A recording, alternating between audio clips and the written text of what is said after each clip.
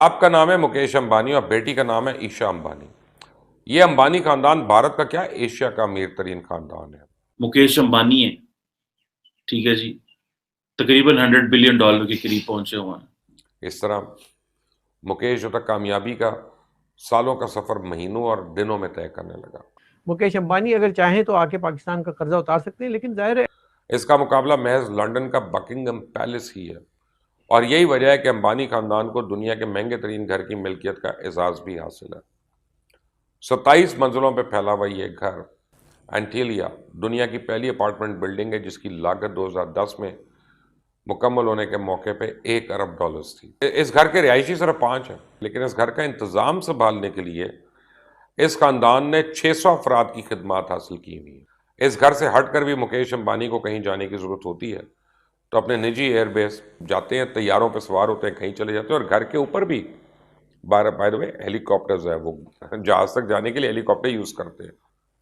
इसका मतलब पढ़िएगा, इसके मतलब फिल्में देखिएगा जो बनी हुई हैं, डॉक्यूमेंट्रीज वगैरह। काफ़ी सीखेंगे आप मुकेश अंबानी से। लोग ऐसे ही नहीं सक्सेसफुल हो जाते। हेलो दोस्तों, आज हम इस वीडियो में बात करने वाले हैं पाकिस्तानी मीडिया जो है वो भारत के सबसे अमीर, भारत के नहीं एशिया के सबसे अमीर आदमी मुकेश अंबानी के बारे में क्या बात कर रहे हैं।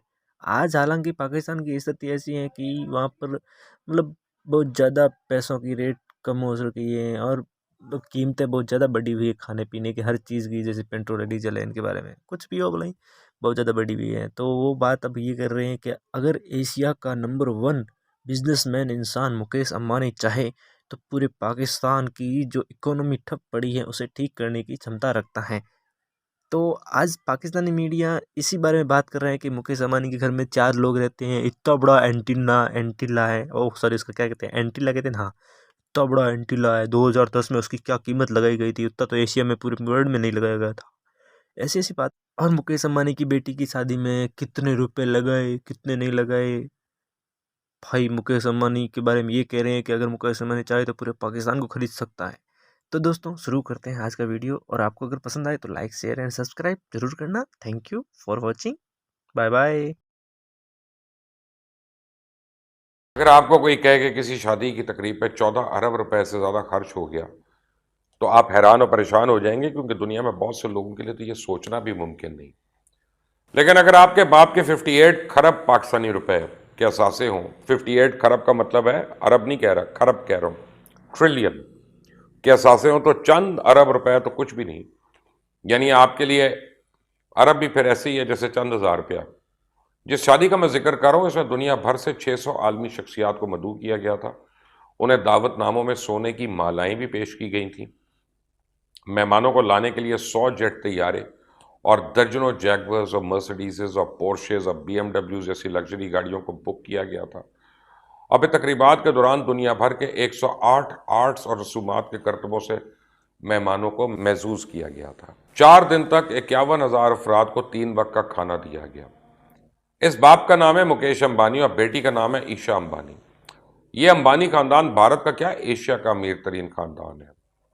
पर आपको मालूम है कि ये एशिया का अमीर तरीन खानदान दर हकीकत माजी में इतना अमीर नहीं था, बल्कि मुकेश के वालिद धीरू भाई अंबानी पेट्रोल पंप पे काम करते थे, मुलाजमत करते थे, और वहां से अदन गए और फिर भारत आके अपने कारोबार की बुनियाद रखी। और इस खानदान की मिल्कियत में रिलायंस इंडस्ट्रीज अब दुनिया की सबसे बड़ी पॉलिएस्टर प्रोड्यूसर है, जबकि दीगर मुतअद्दिद कारोबार है इसके अलग है। ये वही धीरू भाई अंबानी जिनके ऊपर बॉलीवुड ने फिल्म बनाई थी गुरु, अगर आपने देखी नहीं, अभिषेक बच्चन और ऐश्वर्या राय की, याद आ गया मुझे। ये कंपनी इस वक्त $100 अरब की मालियत की हामिल है और भारत की मजबूरी बरामदात का 20% हिस्सा इसके पास है। लेकिन इतनी आसानी से नहीं हुआ। और 2002 में जब धीरू भाई का इंतकाल हुआ तो इसकी कोई वसीयत भी नहीं थी। मुकेश अंबानी की कहानी उस दिन से शुरू हो गई थी जिस रोज उसके बाप ने यूनिवर्सिटी जाने से उसको रोक दिया। और मुकेश अंबानी का बचपन दूसरे बच्चों से मुख्तलिफ नहीं है।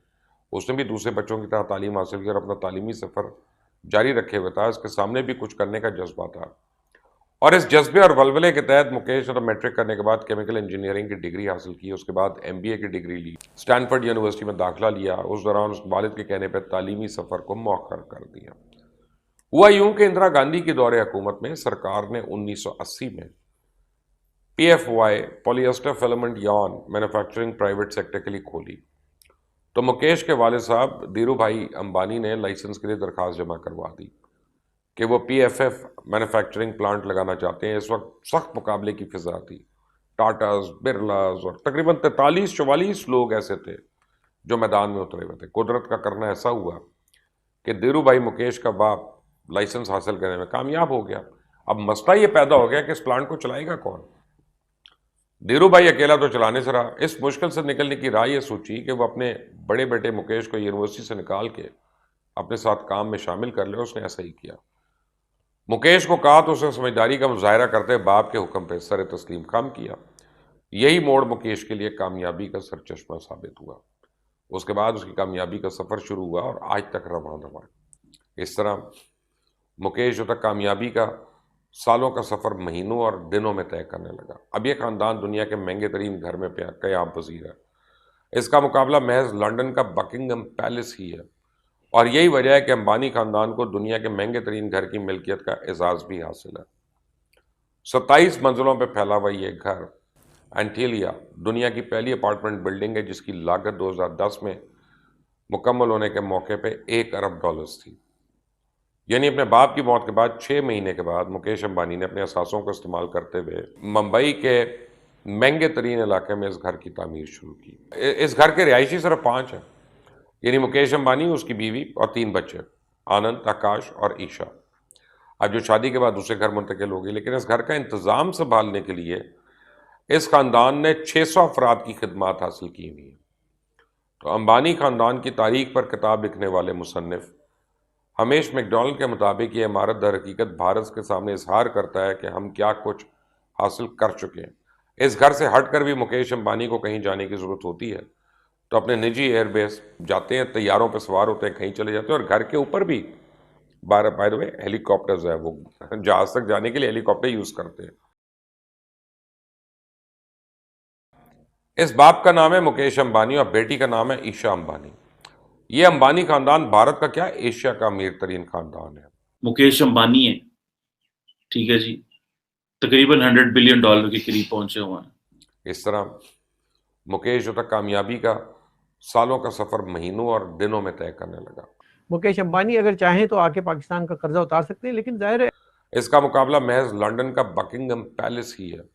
और यही वजह है कि अंबानी खानदान को दुनिया के महंगे तरीन घर की मिल्कियत का एजाज़ भी हासिल है।